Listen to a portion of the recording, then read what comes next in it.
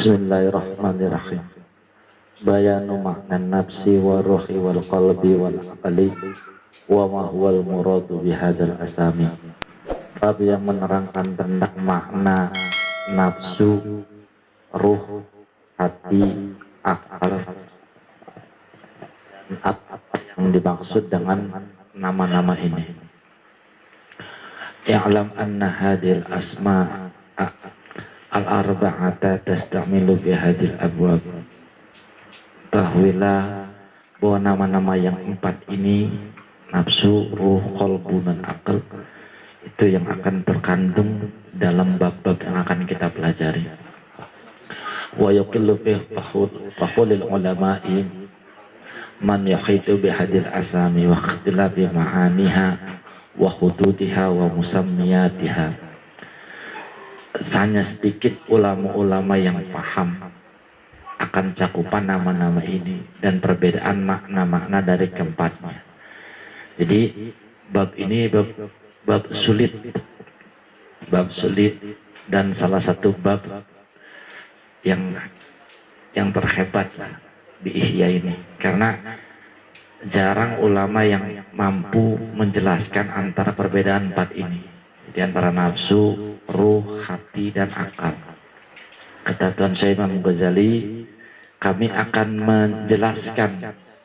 menjelaskan tentang nama-nama 4 ini, hati, ruh, nafsu, dan akal. Tapi sesuai dengan keperluan kami, hanya sesuai dengan tupoksinya Imam Ghazali. Al-lafdul awwalu, yang pertama yaitu lafdul qalbu, lafad hati. Wahwa yutlaqu li makna ini. Jadi hati itu mengandung 2 makna. Ahaduhuma, yang pertama al-lahmu as-sanubari asyaqlu. Yang pertama daging as-sanubari asyaqlu, yang bentuknya mirip dengan buah sanubari. Buah sanubari itu kayak mangga Indramayu. Indramayu ya, ya karena kan kalau mangga banyak ya, ada mangga apel, ada mangga ini, maka mangga Indramayu lah. Jadi secara bentuk kayak sanubar ya, kayak mangga kayak gitu, kayak sanubar. Al mauda'u, yang terletak bil janibil aisar, di samping belah kiri minasot dari dada. Jadi secara hati itu seperti buah apa? Mangga dah, kalau sanubar ya bingung neranginnya. Jadi ini kita dari bab ini aja udah mulai berbeda dengan pemahaman kita keseharian. Kalau di pemahaman kita yang disebut hati yang mana coba? Yang merah kan? Yang buat sambelan. Ya kan yang merah, yang lope kan? Lope ada panahnya terseretak. Itu lagi putus itu ya. Tapi di sini yang dimaksud dengan hati dalam bahasa kolbun itu bukan itu. Yang dimaksud hati itu yang jantung. Yang kalau kita sebut jantung itu hati, kolbun dalam bahasa Arab. Kalau yang disebut hati yang itu yang lope, itu kan liper bahasa kedokterannya. Nah bahasa Arabnya kabad. Jadi kolbun itu apa? Jantung. Yang dimaksud kolbun itu jantung. Jadi letaknya, jadi buah seperti buah sanubar, letaknya di dada sebelah kiri, di sini nih Pak. Wahwa, yaitu lahmun makhsusun, daging yang bentuknya khusus. Tukang daging kan ada daging apa? Yang daging yang buat bakso lain, ada kerewedan lain, lah tangkar lain, lagi nih. Lah jantung juga lain, ya kan ininya lain, apa teksturnya. Kata Bang Jaing, tekstur jantung itu berbeda dengan hati ya, berbeda dengan daging yang di paha beda. Lah dia dagingnya khusus, berarti teksturnya khusus, mahsusun, khusus. Wa fi batinihi, dan di dalam daging yang khusus itu tajwifun, ada lobang. Wa fi dzalika tajwif, dan di dalam lubang itu damun aswadun, ada darah hitam. Ini kalau orang motong sapi, sering motong sapi pasti tahu nih. Jadi habis motong sapi kan ada jantungnya tuh yang yang kayak mangga tuh gede. Nah dibelah tuh kan ada lubangnya dia kan nggak rapat kan. Nah di dalam lubang itu ada darah hitam. Ya darah hitam kecil ya, damun aswadun, darah hitam. Oh iya. Damun aswadun. Wa manba'ur ruh, disitulah letaknya ruh. Letaknya ruh. Makanya kalau itu kan kalau orang ya, polisi ya, mungkin kalau polisi kalau yang disebut letak menembak yang tepat untuk membunuh orang, maka yang ditembak itu sebelah kiri itu, letak jantung itu. Karena disitulah letak manda uruh, tempatnya ruh, wa ma'addatuha, dan pusat peredaran ruh itu adanya di situ. Tetapi kata Imam Ghazali apa? Walasna naqsudul an syarha syaklaha wa kaifiyataha. Dan kami, kata Imam Ghazali, tidak membahas tentang itu. Jadi Imam Ghazali tidak membahas tentang yang disebut hati yang jantung itu, bukan. Jadi kalau ukurannya bagaimana, darahnya warnanya apa, itu peredarannya gimana, kata Imam Ghazali tidak membahas tentang itunya. Ija ta'allaqu bihi gordul akba, kalau itu mah terkait dengan kedokteran. Jadi yang bahas itu siapa? Dokter. Jadi untuk kepentingan pengobatan. Walaya ta'allaqu bihil agharad ad-diniyah, tidak terkait dengan bagian-bagian agama.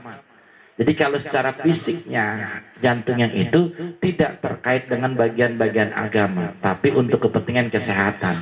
Berarti yang bahas adalah dokter. Wahadal qalbu, kalau hati yang tadi yang secara fisik itu maujudun, ditemukan lil bahaim, kepada di binatang-binatang. Jadi Bapak kalau misalnya motong kambing, motong sapi atau motong ayam, itu kan ada jantungnya, itu bisa diteliti. Bahasanya Imam Ghazali ngomongnya bener enggak? Jadi ya, seperti buah sanubar, terus di dalamnya itu ada lubang, di dalam lubang itu ada darah hitam. Di situ letak ruhnya.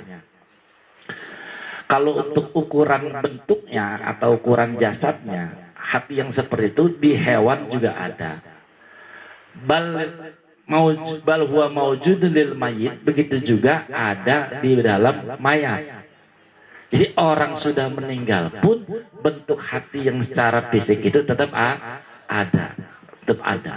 Wa nahnu idza atlaqna lafzul qalbi, kata Imam Ghazali, kata pengarang, dan kami ketika kami ngomong bilang qalbun, bilang hati, bihadzal kitab, dalam kitab ini, lam tu'ni bihi dalika. Jadi yang dimaksud bukan hati bentuknya, bukan hati yang tadi secara fisik. Fa innahu qit'atul lahmin, karena itu cuma bagian kecil dari daging, la qadralahu, tidak ada derajatnya bagi daging itu. Jadi kalau urusan ruh, urusan sifatnya agama, tidak terkait dengan fisik hatinya, tapi yang dia omongin adalah ruhnya. Wahwa man alimul mulki wahwa min alamil mulki wasyahadati, dan itu min alamil mulki wasyahadah, termasuk dalam golongan mulki wasyahadah. Mulki wasyahadah itu adalah segala sesuatu yang kita bisa lihat dengan mata telanjang, namanya wasyahadah. Jadi alam itu nanti ada alamul mulki wasyahadah, ada alamul malakut, ada alam jabarut. Jadi alam mulki wasyahadah, alam yang bisa kita lihat, namanya alam mulki wasyahadah. Syahadah itu kelihatan.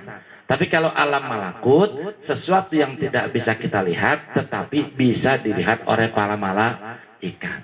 Makanya orang-orang yang zikir biasanya kalau sudah meningkat, sudah usul, sudah meningkat zikirnya, maka pindah dari alamul mulki wasyahadah menuju ke alam malakut.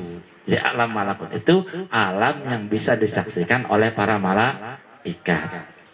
Alam malakut. Jadi kalau hati yang bentuknya fisik itu namanya alamul mulki wasyahadah. Itu dari kahul bahaim, maka bisa melihat itu. Binatang juga bisa.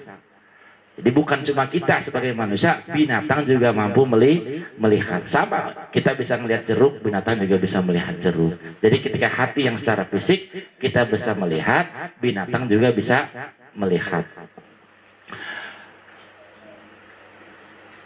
Wal makna sani dan makna yang kedua. Nah ini yang kita maksud. Wal makna sani dan makna yang kedua.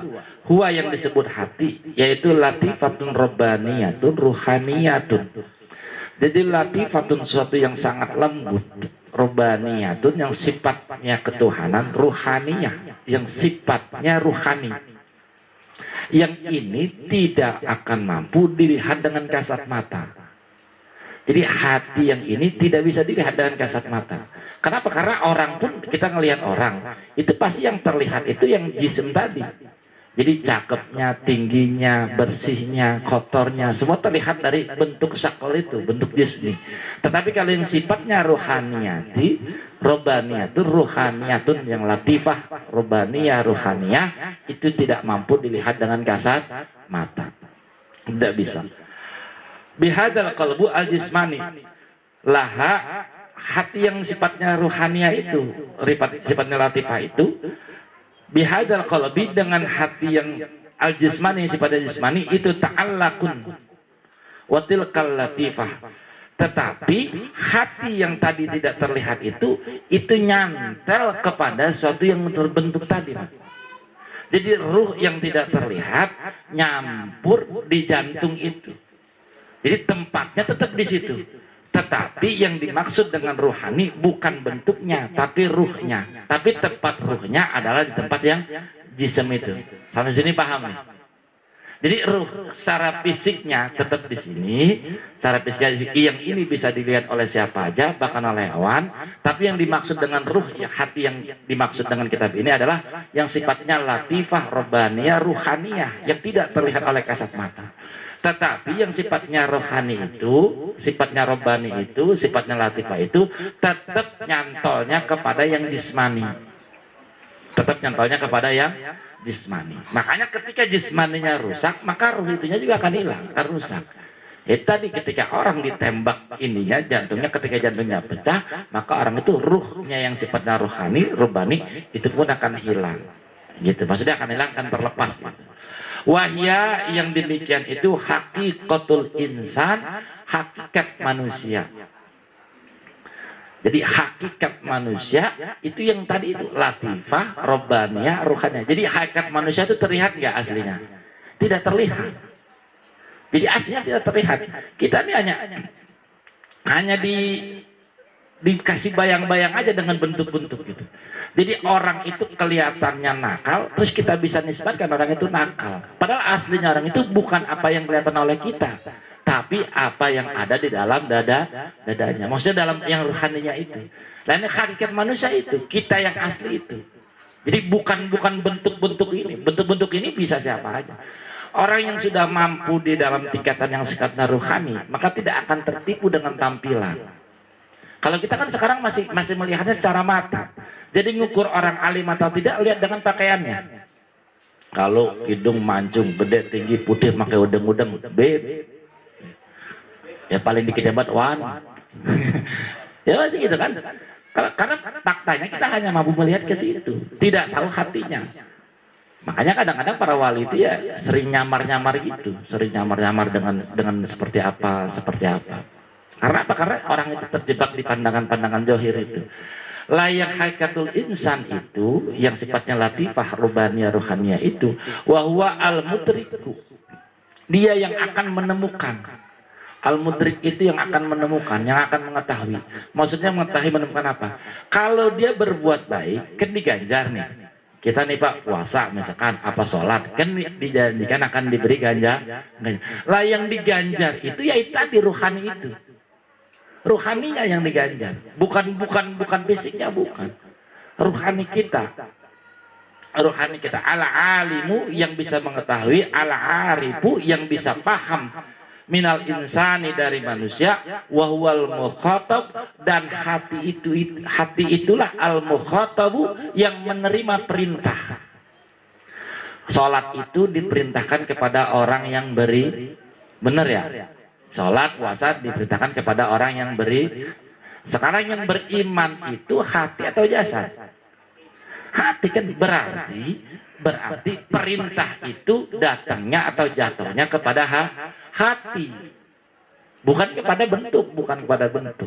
Karena yang merasakan, jadi al-mukhatab yang diperintah, al-mu'aqabu yang disiksa juga sama, ruhnya yang disiksa. Jadi yang disiksa ruhnya, karena ketika orang meninggal jasadnya dipendam, ruhnya akan menghadap ke Allah kan begitu Pak. Jadi orang itu ketika dikubur ruhnya ada apa enggak? Masih ada kan tetap, makanya didoain ila arwahi atau ila ruhi, bukti ruhnya masih ada. Kalau ruhnya masih ada berarti ruhnya itulah yang akan menerima siksa kubur, yang akan menerima nikmatku kubur. Nah sekarang kita tanya, kita kenal nggak sama ruh kita? Nggak usah pakai paham ruh kita dari kita, paham nggak dengan hati kita? Padahal yang akan menghadapi nanti di alam kubur, di mahsyar, di akhirat, semuanya hati kita. Semuanya hati kita. Nah sekarang kalau kita hatinya saja tidak kenal, bagaimana mungkin mempersiapkannya dengan baik? Itulah makanya tujuan Imam Ghazali, kenapa dikupas bab hati, biar kita paham bagaimana hati kita.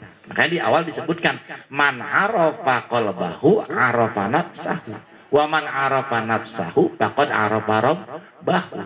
Barang siapa yang kenal akan hatinya, maka dia kenal akan dirinya. Barang siapa dia kenal akan dirinya, maka dia akan kenal akan Tuhan. Dan sebaliknya, waman jahila an qalbihi, barang siapa yang tidak paham akan hatinya, faqad jahala an nafsihi, maka dia akan bodoh atau tidak kenal juga kepada dirinya. Waman jahila an nafsihi faqad jahila an rabbihi, maka siapa yang tidak kenal kepada dirinya, maka dipastikan orang itu tidak kenal kepada Tuhannya. Kita urut ke kita, apakah kita sudah mengenal hati kita? Kita tahu hati kita. Nggak tahu kan? Nggak tahu hati kita apa dalam kondisi sakit, apa dalam kondisi sehat. Kita mah taunya kalau punya duit seneng aja, hati gue girang. Taunya gitu aja. Padahal ya tadi yang mu'aqab, yang disiksa ya hati, yang digajar ya hati. Al-mu'atabu yang dihinakan, yang dicaci. Al-mutalabu yang dituntut. Walaha, dan bagi kolbun afa'ala qatun, daging atau nyantel ma'al qalbi bersama hati, al-jismani yang sifatnya jismani. Jadi Bapak Ibu sekalian, inilah ditekankan betapa pentingnya kita belajar bab hati ini. Sekali lagi betapa pentingnya. Kenapa? Karena ini modal kita buat di akhirat ya. Ini yang ditanya ya, ini yang digajar, ini yang dimasukkan surga ya, ruh, semuanya ruh. Karena badan kita mah ditinggal. Cuma sekali lagi, andai kita tahu aja nih, andai kita tahu, sekarang kita patah tulang patah gitu ya. Ada berita dengar di Jampang Surade, ada tukang urut hebat. Kaki kita yang patah kira-kira jauh, Jampang jauh kan ya? Jauh. Kira-kira mau nggak kita berobat ke Jampang? Mau. Berobat apalagi janda ya. Artinya ketika hatinya patah, walaupun jauh di Jampang, tetap mau diobatin. Pertanyaannya sekarang, kalau kita tahu hati kita terus hati kita sakit, kira-kira ada obat, ada dokter, ada rumah sakit di Sukabumi, mau nggak datang?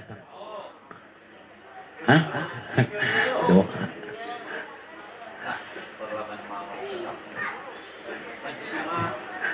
Maunya awang-awangan gitu. Kalau kaki patah semangat, cepetan apa lamot lu, udah pasti gitu.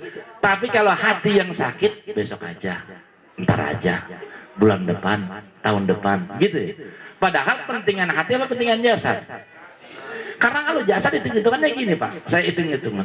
Andai kaki kita patah nih, waras, misalkan umur kita 50, kaki kita patah, terus waras. Pertanyaan saya, sampai selamanya tuh kaki apa? Enggak. Misalkan umurnya 70, apa kakinya sampai terus lama gitu? Enggak kan, berarti sebatas hidup kakinya ada kan? Berarti ukuran buat 20 sampai 30 tahun dia jabanin ke Jampang Surade buat ngurut bisa seminggu 3 kali balik tergantung yang nyuruh. Tapi hati yang akan menghadap ke Allah, yang disiksa, yang diganjar, yang nanti di akhirat, itulah yang diminta pertanggungjawaban. Ke Sukabumi dibilang jauh. Aduh, mah ya. Ya, faktanya gitu faktanya. Ya Masa ngomong benar apa nggak lihat aja kan dikubur. Ini kan sesuatu yang bisa digampang. Untuk masukkan ke logikanya gampang, Pak. Kenapa? Ketika orang mati, jasadnya dikuburkan. Berarti kan jasad dikubur kan selesai. Pertanyaan saya, hidup secara ruh selesai apa masih berlanjut? Secara ruh kan berlanjut. Berarti baru dimulai. Baru dimulai terus sampai yaumul kiamah kan gitu kan. Dan yaumul kiamah baru dimulai babak baru, disebut akhirat. Tetapi jasad selesai. Lah sekarang jasad yang selesai kita perjuangkan habis-habisan, sementara yang selamanya justru kita remehkan. Itulah betapa bodohnya kita. Makanya ya tadi Imam Ghazali ngajak kita untuk berpikir cerdas, untuk berpikir cerdas. Jadi makanya Rasulullah SAW bilang gitu. Aqyasun nas, orang yang paling cerdas, kata Nabi, orang yang paling cerdas itu alladzi aktsaruhum bil mauti dzikra, yaitu orang yang paling banyak ingat kematian. Itu orang paling cerdas. Kenapa cerdas? Karena itu tadi, jasad dipendam, ruhnya tetap berlanjut. Orang yang cerdas akan mikir, oh selama ini saya perjuangkan ternyata selesai sampai mati. Jadi yang selama ini pala jadi kaki, kaki jadi pala, yang selama ini saya sering berantem sama bini, sering berantem sama tetangga, cuma sampai di ketika kemati. Banyak kan orang berantem gara-gara sama saudara urusan apa? Jarang urusan ruh, Pak. Jarang kita bertikai sama istri kita gara-gara urusan ruh. Jarang. Urusan duit sering. Ya kan faktanya gitu kan faktanya kan. Padahal duit mah nggak kebawa mati, rumah mah nggak kebawa mati, kendaraan mah nggak kebawa mati. Yang kebawa mati apa? Yang sifatnya rohani. Ya iman, ya sabar, ya yakin, ya syukur. Itu semua yang kebawa mati. Sementara jasad semuanya dipendam. Yang sifatnya jismani semuanya ditinggal. Tapi yang ditinggal itulah yang pada akhirnya saudara pada berantem, tetangga pada berantem, benar ya? Ya, sekarang cuma gara-gara setengah meter, gara-gara got, bisa nggak berantem sama tetangga? Bisa. Udah baca baik. Iya kan? Padahal gotnya mah tetap ditinggal. Tapi rasa dengki kita kepada tetangga kita, itulah yang bawa mati. Rasa ikhlas kita kepada tetangga kita, itulah yang dipertanggungjawabkan ke Allah. Jadi ketika kita ikhlas itu diganjar, ketika kita dengki hasad kepada tetangga itu kita disiksa. Ruhnya itulah. Lagotnya mah tetap nggak dibawa mati. Apalagi tetangganya yang kagak. Iya kan? Jadi ini biar kita berpikir realistis. Makanya kalau ada yang bilang orang tasawuf itu nggak realistis, terbalik. Menurut saya orang tasawuf itu yang paling realistis. Kenapa yang paling realistis? Itu karena paham akan ujung dunianya, paham akan akhiratnya, sehingga dia tidak akan berjuang habis-habisan kepada sesuatu yang akan ditinggal. Waqad takhayyarat, dan pada pusing, pada puyeng ukul aktaril khalqi, akal-akal kebanyakan manusia fi idraki wajhi alaqatihi, dalam hubungan antara ruh yang sifatnya rohani dengan hati yang sifatnya jasad. Artinya susah ngurusinnya, susah. Jadi susah. Jadi banyak ulama dalam urusan kaitan antara ruh yang sifatnya rohani dengan yang sifatnya fisik itu banyak yang masih pada belum paham. Yudahi ta'allaqul a'rad bil ajsam. Ini dikasih contoh wal awsaf bil mausufat. Ini cuma sifat, cuma kaitannya seperti sifat dengan sesuatu yang disifati. Misalkan kayak api, sifatnya apa? Panas. Lah panas itu namanya sifat, jasadnya adalah api. Es itu sifatnya dingin. Nah dingin itu namanya sifat, esnya adalah mausuf. Lah es itu adalah bentuk hatinya, tapi secara rohani adalah dinginnya itu. Jadi api bentuk jasadnya, bentuk jisimnya, tapi sifatnya adalah panasnya itu. Au ta'alluqul mustamil, atau kaitan mustamil, orang yang bekerja di alati dengan alat-alatnya. Au ta'alluqul mutamakkin, atau tempat atau kaitan antara orang yang tinggal bil makan dengan tempat tinggalnya. Jadi tempat tinggal itu adalah sifatnya, mausufnya, tak mungkin orang yang tinggal adalah sifatnya. Jadi kadang-kadang begini Pak, kita tuh kadang-kadang sesuatu turunan, tapi kita pastikan itu yang absolut. Contoh ada bahasa begini, Allah itu kan wajibul wujud. Ya, Allah itu apa? Wajibul wujud itu pasti ada maksudnya. Allah itu pasti ada. Makanya wujud itu pasti ada. Namanya wajibul wujud, nggak perlu ada yang lain, udah pasti ada. Yang lain namanya mungkinatul wujud. Mungkinatul wujud, mungkin ada. Jadi yang lain mah ada karena diadakan oleh yang maha ada. Lah terus bagaimana bisa ada orang bilang begini, bumi ini, adanya bumi ini itu bukti adanya Tuhan, kan begitu ya, bukti adanya Allah. Bagaimana suatu yang mungkin itu bisa menunjukkan kepada yang wajibul wujud? Apakah kolong kasur bisa menunjukkan adanya kasur? Jadi kolong kasur bisa menunjukkan adanya kasur. Padahal kan ya kasur aja. Ya kolong ya kalau lagi di sini ya ada kolongnya, kalau lagi dipindahin ya nggak ada kolongnya. Artinya apa? Wajibul wujudnya adalah kasurnya, bukan kolongnya. Jadi gitu. Jadi al-mumkinat, sesuatu yang mungkin ada, ini bukan wajibul wujud. Jadi mumkinatul wujud, yang wajibul wujud yang pasti ada adalah Allah. Allah. Jadi sama, jadi hati itu ruhnya itu tadi. Wasarhu dzalika mimma tawafaqal ma'nain, dan menerangkan hati yang sifatnya ruhani itu terkait dengan dua makna. Ahaduhuma, yang pertama kata Imam Ghazali, annahu muta'allaqun bi ulumil mukasyafah, yaitu yang terkait dengan ilmu mukasyafah. Walaysa garduna fi hadzal kitab, dan tidaklah kita membahas dalam kitab ini illa ulumul muamalah, kecuali dengan ilmu muamalah. Maksudnya begini, mukasyafah itu, kasaf itu begini Pak, ada orang menerangkan sesuatu tapi yang nggak bisa masuk akal, walaupun bisa jadi benar, tapi itu namanya mukasyafah. Misalkan ya orang zaman sekarang kan gitu kan, kalau ngoreng-ngorein orang kan, oh ini begini. Lah Imam Ghazali nggak begitu. Imam Ghazali menerangkannya bukan lewat ilmu mukasyafah begitu, bukan, tapi muamalah. Muamalah apa? Ilmu yang bisa diterima oleh akal. Makanya di bab ini nggak ada mistisnya. Makanya kalau dulu kan kalau orang buat tasbih, lagi zaman Pakong, banyak yang nanya. Lah iya, saya dulu lagi awal-awal itu ada orang datang, Ustaz, saya ada harta terpendam, ada bangsa 3 miliar mah. Cuma nggak bisa ngangkatnya, katanya masih tertutup. Nah saya bilang, ini gara-gara gue pengen tasbih, apa jadi urusan gini? Jadi orang berpikir itu kalau tasbih itu kaitannya sama hal semacam begitu. Padahal nggak ada. Tasbih itu untuk zikir, untuk mendekatkan ke Allah, untuk sesuatu yang sifatnya pelajaran begini, itu semuanya akliyah, bisa diterima dengan akal. Bisa terima dengan akal. Makanya yang Ghazali memberikan contoh-contoh yang bisa diterima akal. Jadi bukan bahasa apa, kalau bahasa kita kejawen atau apa, kalau itu kaitannya dengan mukasyafah. Menurut penerawangan saya, menurut pangsit, iya menurut.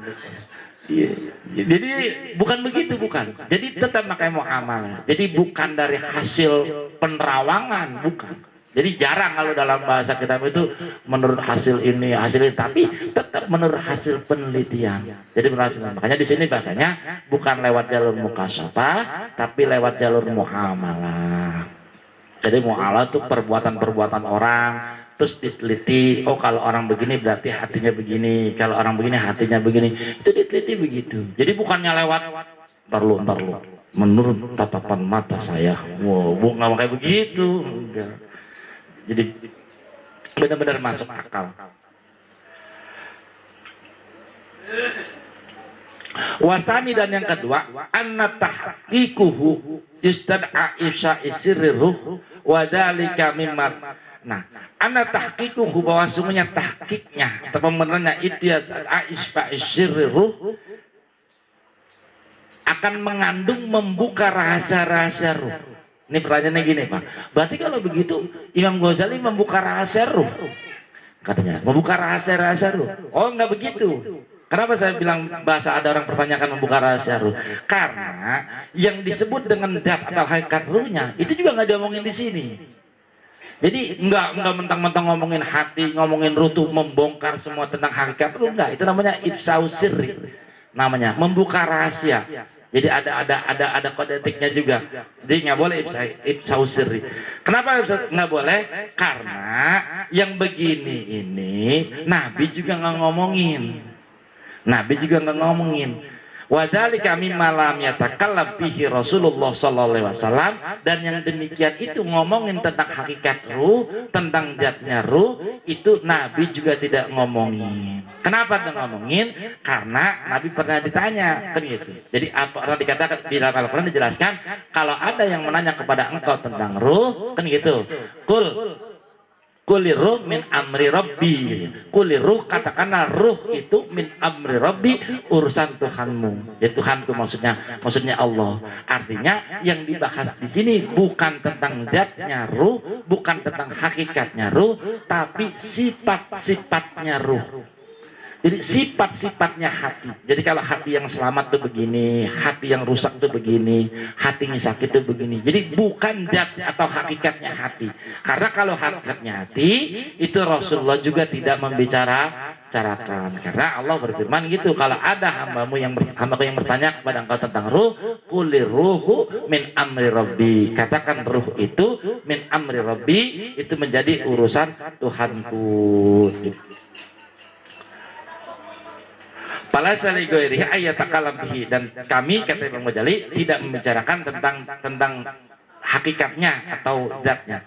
Wal maksud ana, yang dimaksud dengan aku, ida atlaqna lafdzul qalbi, apabila aku membicarakan tentang lafaz qalbi fi hadzal kitab, dalam kitab ini, aradna, kami pengen bihi dengan lafaz qalbi hadhil latifah. Jadi bentuk kelembutan itu jadi latifatun robbaniyatun ruhaniyah wa gharaduna, dan maksud kami dzikru ausafiha, yaitu menyebut sifat-sifatnya hati, wa ahwaliha, dan tingkah-tingkahnya hati, la dzikru haqiqatiha, tidak menyebut hakikatnya hati, bizatiha, dalam zatnya. Jadi dalam pemahaman ini tetap, jadi orang-orang tasawuf tetap sangat berpatokan kepada Al-Quran dan hadis. Jadi nggak mentang-mentang tasawuf, nggak mentang-mentang ahli batin, semuanya dilabrak, nggak begitu. Jadi nggak begitu. Jadi kalau ada orang yang mengatakan orang tasawuf itu tidak cerdas, sangat salah. Sangat salah. Kenapa? Karena orang tasawuf nggak pakai syariat. Ya kitab Ihya itu bab 1 sampai 2-nya semuanya membahas tentang syariat. Ini kan bab 3, bab 4 nanti lebih tinggi lagi, bab dzikir, bab tafakur, semuanya ada. Jadi orang-orang tasawuf itu bukannya tidak bersyariat, bersyariat. Jadi kalau bapak-bapak mungkin ada orang ngomong orang tasawuf nggak bersyariat, tapi jawab aja orang tasawuf bersyariat.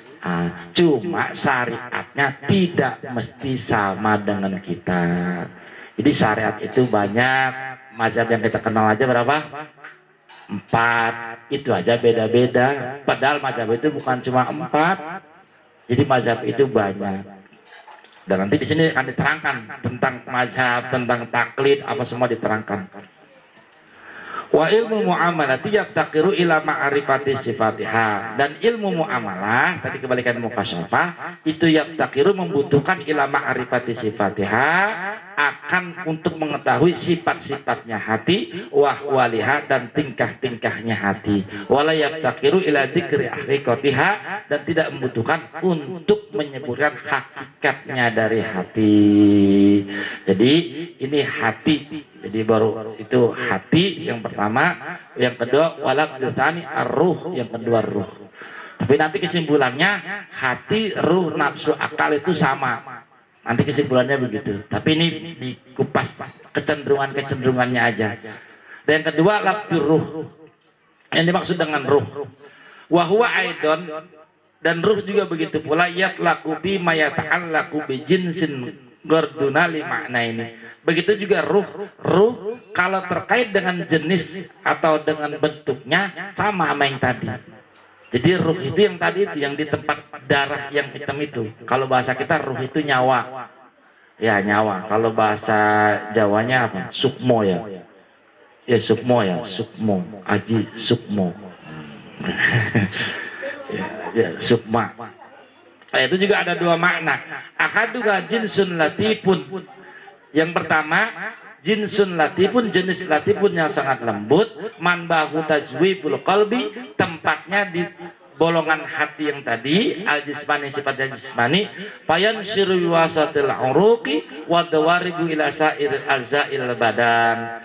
Jadi yang sama tempatnya yang tempat tadi itu tajwib itu di darah yang hitam itu, dari situ menyebarlah kepada seluruh badan lewat darah. Jadi ruh itu di situ Pak. Jadi fungsi di jantung itu nanti dia mengalirkan ke seluruh anggota badan lewat darah. Makanya ketika ada badan kita yang tidak ada darahnya, maka tidak terasa. Ini bukti bahwa yang merasakan itu adalah apa? Hati kan tadi kan ya. Kalau pengen bukti yang lebih otentik di kita, ketika kita duduk apa tiduran kan kram, pernah kram. Kadang-kadang kalau lagi kram, kan kram itu misalkan darah yang di kakinya nggak ada. Itu kan kadang-kadang dicubit nggak sakit ya. Itu gitu. Artinya ketika tidak tersentuh dengan aliran darah, maka tidak ada rasa di situ. Lah, secara jismani, ruh itu yang bahasa ruh itu ada yang tadi di jantung, dari situ mengompak ke seluruh anggota badan. Setiap anggota badan yang kena maka hidup. Itu secara jismani. Nah di situ yang dialirkan apa? Latifun andahahu hararatul qalbi, yang dialirkan adalah panasnya dari jantung. Jadi darah itu mengandung panas. Makanya kalau orang mati, kadang-kadang kalau yang sering disuruh ustad-ustad, Pak Amil biasa sering. Ya Pak Amil ya gitu. Pak Amil masih hidup enggak? Dipegang, udah dingin. Nah gitu ya. Berarti udah dingin, berarti yang dialirkan oleh ruh itu sumber panasnya. Ketika dipegang udah dingin, berarti udah meninggal. Ya benar Pak Amil ya? Udah dingin. Makanya yang pada di hatinya yang pada dingin, hati-hati. Kalau dipegang sama Pak Amil udah mati di hatinya. Udah dingin. Jadi laksana lampu menyinari bagian-bagian rumah. Itu ruh itu begitu. Jadi lampu itu ketika bagian-bagian rumah yang teraliri cahaya maka akan terang. Lah itu juga ruh. Jadi setiap bagian-bagian tubuh kita yang terkena darah atau yang dipompa dari ruh itu maka akan hidup. Itu secara jisim ruh itu begitu. Wal atbau idza atlaqu labdur, wal atbau dan bermula dokter-dokter idza atlaqu apabila membicarakan siapa dokter-dokter labdur ruhi akan lafaz ruh, akan lafaz ruh aradu mereka berkehendak bihi dengan lafaz ruh itu hadal makna. Jadi makna yang tadi itu yang mengalirkan aliran darah dari sumber itu bahasanya bahasan para dokter. Wa huwa yafabul latifun andahu haratul qalbi wa laisa sarhuhu min gardina. Tapi kata Imam Ghazali, syarah demikian itu mengupas tentang bab jasad ruh itu bukan bagian kita. Jadi di kitab ini bukan membahas tentang itunya. Al-Jigurul Atba alladina yu'alijuna al-abdan, itu bagian dokter-dokter. Alladina yaitu dokter-dokter yu'alijuna yang ngobatin al-abdan akan badan-badan. Pamagadul atba'id, adapun bagian dokter-dokter agama, maksudnya ulama, bagian dokter-dokter ulama agama al-mu'alijina yang menyembuhkan lil qalbi bagi hati. Jadi dokter itu ada dokter jasad, ada dokter hati. Dan tinggal kita lihat aja. Kalau selama ini kita sakit jasad kita ke dokter jasad, sekarang pernah nggak kita berpikir hati kita sakit pergi ke dokter hati? Karena pada umumnya orang tuh sama sakit hati nggak tahu. Padahal sakit hati ya nanti di sini akan gampang Pak. Akan gampang di sini. Pengen lihat kita tuh sakit apa enggak akan gampang. Yang paling ketara untuk sementara sekarang ya lihat aja lah. Kita punya tetangga kita beli mobil baru, kita senang apa kita kesel, itu udah sedikit banyak ada ukuran di situ. Jadi kalau pas datang mobil itu langsung kita bilang alhamdulillah Bapak Anu sekarang udah beli mobil, insya Allah hatinya sehat. Tapi kalau langsung kok bisa ya dia beli mobil, padahal kan saya abangnya, kok saya masih pakai motor. Nah, itu berarti hatinya sakit. Ntar ada ukuran sakit itu apa bisa berobat jalan, apa sekedar minum obat di warung, apa masih masuk ruang ICU, apa dirawat inap, ada. Nanti ada namanya riado. Jadi riado itu laksana orang masuk rumah sakit karena penyakitnya udah lumayan berat, nggak boleh langsung pulang. Jadi harus rawat inap. Lah kalau lagi dirawat inap pengen bebas lah, bukan riado. Lah riado rokok 3 bungkus sehari, makan 3 kali lah, bukan riado. Itu mana namanya ngekos. Jadi gitu, jadi riado tuh gitu Pak. Ini kan ada, nanti kan nyambung bab riado, bab ngurus anak, bab apa semua di sini ada. Jadi ada kupasannya. Jadi kita sering dengar bahasa riado. Kalau hampir semua ahli batin pasti ada bab riado. Pasti ada riado. Mau di ahli batin manapun pasti ada riado. Riado itu orang itu tadi, orang hatinya sakit karena sakitnya udah lumayan parah, jadi nggak bisa minum bodrek, jadi nggak bisa beli obat di warung langsung harus, nggak bisa begitu, nggak bisa datang langsung pulang, nggak bisa, mesti rawat inap tuh riado.